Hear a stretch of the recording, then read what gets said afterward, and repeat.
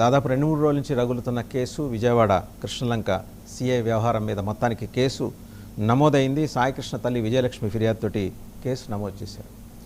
అలాగే ఈ ప్రత్యక్ష సాక్షి అతన్ని చిత్రహింసలు పెడుతున్నప్పుడు చూసిన మహంకాళి చందు అనే సాక్షి ఒక సెల్ఫీ వీడియో కూడా రిలీజ్ చేశాడు. ఆ బాధ అతను పడ్డ బాధ చూసి తట్టుకోలేక, అలాగే అతని తల్లి ఆవేదన చూసిన తర్వాత ఇక తప్పనిసరి పరిస్థితుల్లో సెల్ఫీ వీడియో చేస్తున్నాడని భయంగానే అతను చెప్పుకుంటూ వచ్చాడు. ఈ ఓవరాల్గా ఈ డెవలప్మెంట్స్ మీద ప్రభుత్వం చాలా సీరియస్ అయింది. సిపి రాజశేఖర్ బాబు గారు అయితే తక్షణం ఆయన్ని బదిలీ చేయాలి అని చెప్పేసి మాజీ ఎంపీ కేశినేని నాని డిమాండ్ చేస్తున్నారు.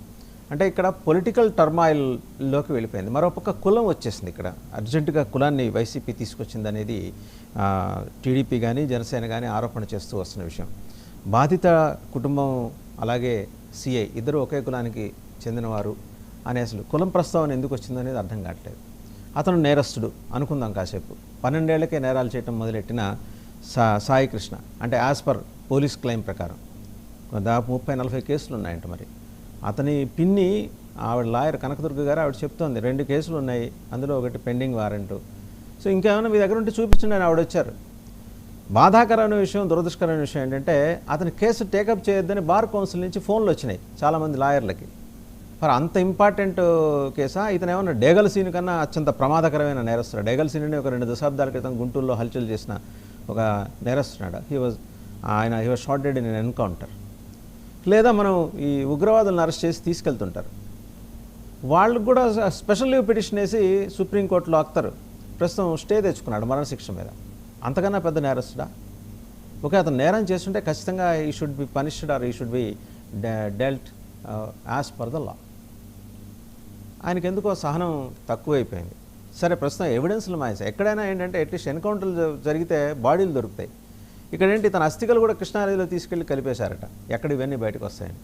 అంత క్రౌర్యం అతని మీద చూపించాల్సిన నెసిటీ ఏంటనేది ఇప్పుడు పెద్ద ప్రశ్న. సరే, ప్రభుత్వం ప్రొయాక్టివ్గా రెస్పాండ్ అయింది. ఎక్కడ ఎవరిని దోషుల్ని వదిలిపెట్టాలన్న ఆలోచన ప్రభుత్వానికి లేదు కాబట్టి నాగరాజుని ఆయన్ని సస్పెండ్ చేశారు. తర్వాత ఆయన మీద కేసు కూడా నమోదు చేశారు. కులం అనే యాంగిల్ ఇప్పుడు అర్జెంటుగా ఎందుకు వస్తుంది? అండ్ అలాగే వైసీపీ నాయకులు చూపించిన ఫోటో అది అతనిది కాదు, ఎవరిది, సాయికృష్ణది కాదు, అతను చంపిన ఇంకొక వ్యక్తిది జగ్గయ్యపేటలో అని చెప్పేసి ఇప్పుడు అంటున్నారు. సరే, దాని శాంక్టిటీకి సంబంధించి కూడా సందేహాలు ఉన్నాయి. ఈ అంశాలన్నింటికి సంబంధించి బిగ్ డిబేట్లో మనతో పార్టిసిపేట్ చేస్తున్నారు జనసేన అధికార ప్రతినిధి సుజాత గారు. నమస్కారం సుజాత గారు. అలాగే పుణ్యశీల గారు, బండి పుణ్యశీల గారు, వైసీపీ రాష్ట్ర అధికార ప్రతినిధి, వారికి కూడా నమస్తే. మిగిలిన ఇద్దరు గెస్టులు కూడా మరి కాసేపట్లో జాయిన్ అవుతారు. సుజాత గారు నమస్తే అండి. నమస్తే అండి. మీరు మాట్లాడే ముందు నిన్న మాజీ సీఎం అక్కడికి వెళ్ళారు. ఆయన ఏం మాట్లాడారో ఒకసారి చూసి మీ దగ్గరికి వెళ్దాం. ఎందుకంటే ఆయన పరామర్శించారు విజయలక్ష్మి గారిని, సాయికృష్ణ మదర్ విజయలక్ష్మి గారిని పరామర్శించారు. ఒకసారి ఆయన ఏం మాట్లాడారో చూద్దాం. అడుగుతా ఉన్నా, సీఐని ఎందుకు సస్పెండ్ చేశారని చెప్పి చెప్పగలరా? సీఐని ఎందుకు సస్పెండ్ చేశారని? సీఐని సస్పెండ్ ఎందుకు చేశారు? చంపేశాడనే కదా మీరు తనకు ఒప్పుకున్నారు కాబట్టే కదా ఈరోజు సీఐని సస్పెన్షన్ జరిగింది. అంటే ఒకే పోలీస్ స్టేషన్లోనే ఆ సీఐ పరిధిలోనే ఆ సీఐని ప్రొటెక్ట్ చేస్తూ ఏసీపీని ప్రొటెక్ట్ చేస్తూ కమిషనర్ని ప్రొటెక్ట్ చేస్తూ డీజీపీ మొత్తం అందరికీ తెలిసి సిఐ స్టేషన్లో ఒక హత్య కాదు పోలీస్ స్టేషన్లో ఇలాగనే కొడుతూ ఒకరు చావుకు కారణమైతే ఇంకొకరు ఆత్మహత్య చేసుకుని ఆత్మహత్య వీడియో ద్వారా తన మెసేజ్ను తెలియజేసిన పరిస్థితి. నేను ఒకటే చెప్తా ఉన్నా, ఈరోజు సస్పెన్షన్ అంటే ఏంది? టెంపరీగా ఒక పోలీస్ ఆఫీసర్ను డ్యూటీస్ నుంచి తప్పించడం. అంటే ఒక మనిషి హత్య చేసిన ఆ మనిషి కొట్టి గోరులు పీకి రకరకాల చిత్రహింసలు పెట్టి చివరికి హత్య చేస్తే మనిషిని నువ్వేం చేస్తా ఉన్నావు? శిక్ష కేవలం టెంపరీగా తన డ్యూటీ నుంచి సస్పెండ్ చేస్తూ ఉన్నారు. ఇదే చేయాల్సింది. అది కూడా ఇంత పెద్ద ఇష్యూ అయి బయటకు వచ్చిన తర్వాతనే మీకు చేయాలన్న కనీసం ఆలోచన అన్న వచ్చింది. ఇది బయటికి రాకపోయినంటే అది కూడా ఆలోచన కూడా వచ్చేది కాదు. ఒకవైపున ఇంత హేయమైన కార్యక్రమం జరిగింది అని అంటే ఆ సిఐని, ఆ బాధితుడైన ఏసీపీని, ఆ బాధ్యులైన కమిషనర్ను, వీళ్ళందరినీ డీజీపీ వరకు కూడా మర్డర్ కేసు ఛార్జ్ చేసి స్టేషన్లలో పెట్టాల్సింది పోయి కేవలం ఒక సిఐని టెంపరీగా సస్పెన్షన్. అంటే దాని అర్థం ఏంది? సో ఆయన అందరూ స్పష్టంగా మాట్లాడారు సుజాత గారు. మిగిలిన ఇద్దరు గెస్టులు కూడా మనతో జాయిన్ అయ్యారు, వారికి కూడా నమస్కారం. ఖమ్మంపాటి శిరీష్ గారు, కృష్ణాంజనేయులు గారు, వారికి కూడా నమస్కారం. ముందుగా సుజాత గారు, సరే మాజీ సీఎం వెళ్ళారు, పరామర్శించారు, రాజకీయ పరంగా విమర్శలు ఉంటాయి, అవన్నీ ఓకే, కానీ కులం యాంగిల్ ఎందుకు వచ్చిందండి అర్జెంటుగా ఇందులోకి? సార్ ముందుగా మీకు అలాగే ప్యానెల్లో ఉన్న తోటి ప్యానలిస్టులకి 99 వీక్షకులకి అందరికీ నమస్కారం అండి. వైసీపీ అంటే గత 5 ఏళ్ల వైసీపీ పరిపాలన ప్రారంభం అంటే గత 5 ఏళ్లలో వైసీపీ పరిపాలన జరిగిన 5 ఏళ్ళు 2 ఏళ్ళు మీరే ఉన్నారు, అంతకు ముందు 5 ఏళ్ళని చెప్పండి, ఎందుకంటే మధ్యలో మీరు కూడా కలిపేసుకుంటారు ఎందుకు? అంతకు ముందు 5 ఏళ్ళు అంటున్నాను.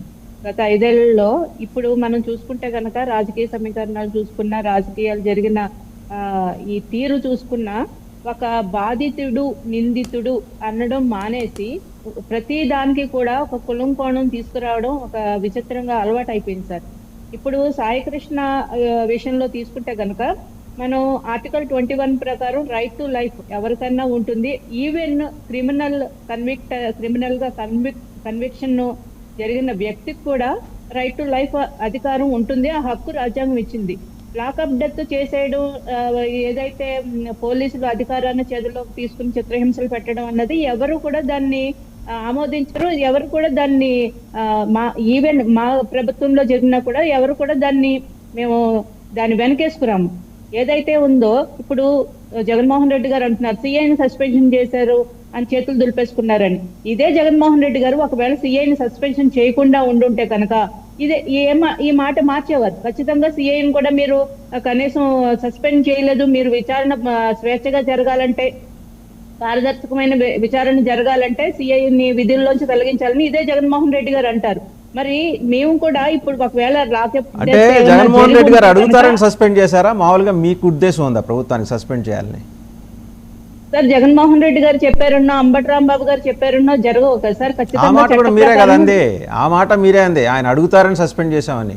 ఒకళ్ళు అడిగితే సస్పెండ్ చేసేదేంటి అంటే? అంత పెద్ద అరాచకం జరిగితే ఒకటండి, మీరు ఎన్కౌంటర్ చేస్తారా, లాకప్ డెత్ చేస్తారా, లేకపోతే తీసుకెళ్ళి ఎక్కడైనా కాల్ చేస్తారా? కనీసం బాడీ ఇంత అస్థికలన్నీ ఉంచాలిగా. వాళ్ళు రేపొద్దున కాశీకి వెళ్ళి కలుపుకోవడానికి అవి కూడా లేకుండా చేశారుగా.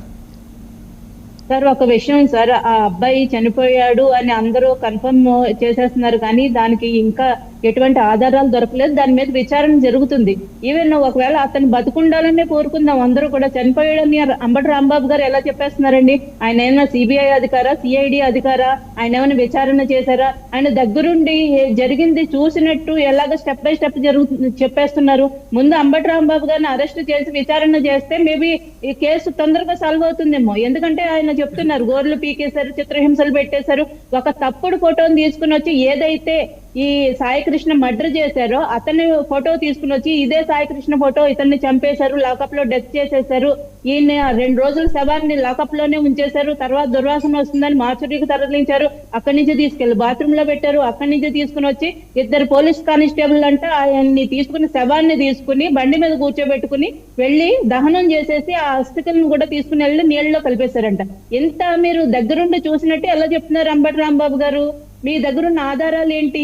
ఆ తప్పుడు ఫోటో చూపించడానికి గల కారణాలు ఏంటి? అంటే సమాజంలో ఉద్రిక్తుల్ని చెలరేగడానికి, మీరు కులాల మధ్యలో చిచ్చులు పెట్టడానికి ఇవన్నీ స్టోరీలు చెప్తున్నారా?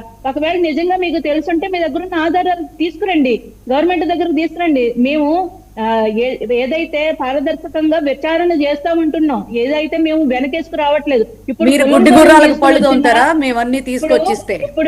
నేను మాట్లాడుతున్నప్పుడు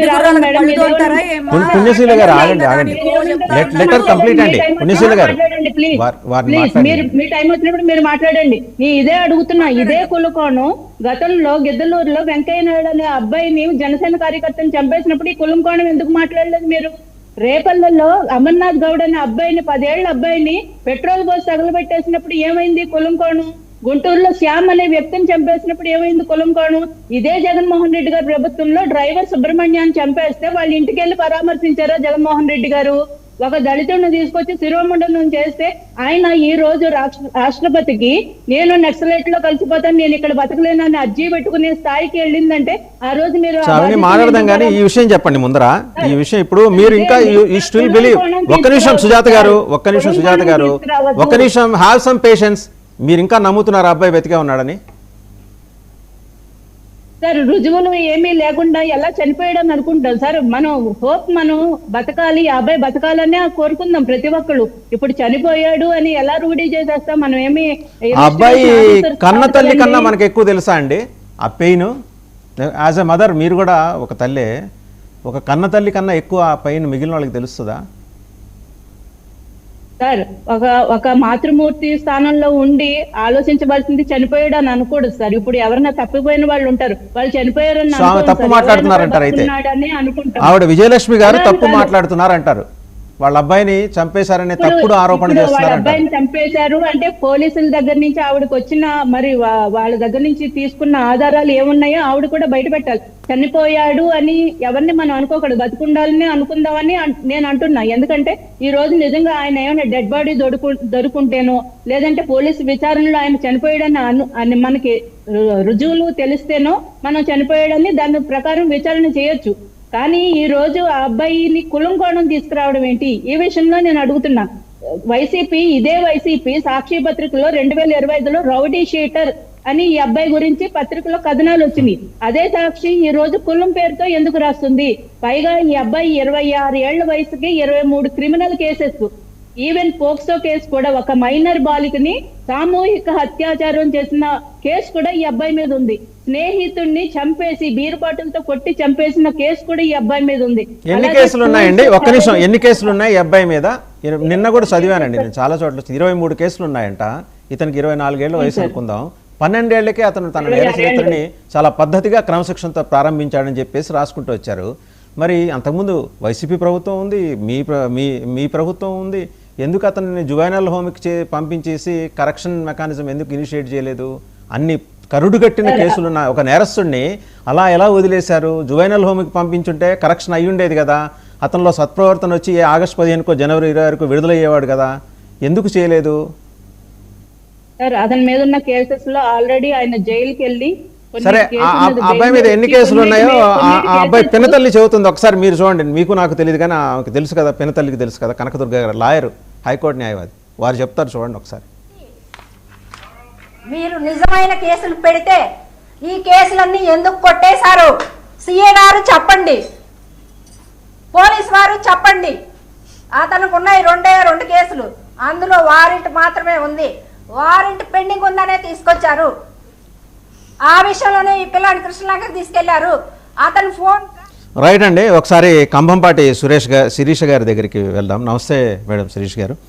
సో మొత్తానికి ఏంటంటే ప్రభుత్వం ప్రొయాక్టివ్గా రెస్పాండ్ అయింది. రాత్రి సిఐ నాగరాజు మీద కేసు నమోదు చేసింది. ఇప్పుడు మామూలుగా ఎవరన్నా నిందితులు దొంగ బంగారం పట్టుకున్నప్పుడు లేకపోతే గంజాయి స్వాధీనం చేసుకున్నప్పుడు మొత్తం పరివారాన్ని అంతా కూర్చోబెట్టి పోలీసులు ఎక్స్ప్లెయిన్ చేస్తుంటారు కదా, బ్రహ్మాండంగా మేము సీజ్ చేసాం, అది చేసాం, ఇది చేసాం అని. అలాగే నాగరాజు గారిని కూడా కూర్చోబెట్టి ఆయన చేతి చెప్పిస్తే అయిపోతుంది కదా, వీళ్ళందరినీ నోళ్ళు మూయించవచ్చు కదా, ప్రత్యేకించి వైసీపీ నోరు మూయించవచ్చు కదా, ఎందుకు చేయలేకపోతుంది ప్రభుత్వం? ముందుగా మీకు అలాగే 99 వీక్షకులకి, ప్యానలిస్టులకి అందరికీ కూడా